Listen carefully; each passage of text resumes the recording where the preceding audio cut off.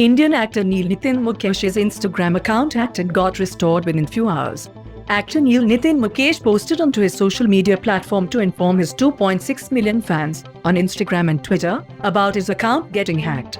His account was restored hours later and Neil thanked Roxanne from the Instagram team for helping in restoring.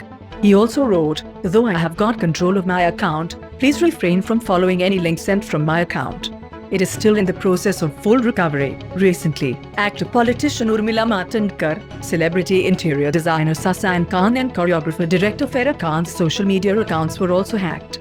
He also tweeted, "Anyone receiving messages on my behalf from Instagram, please keep in mind it is not me and do not follow any links. If and when the account is retrieved, I'll put a video for authentication." Thank you for watching. Do like, share and subscribe for more videos.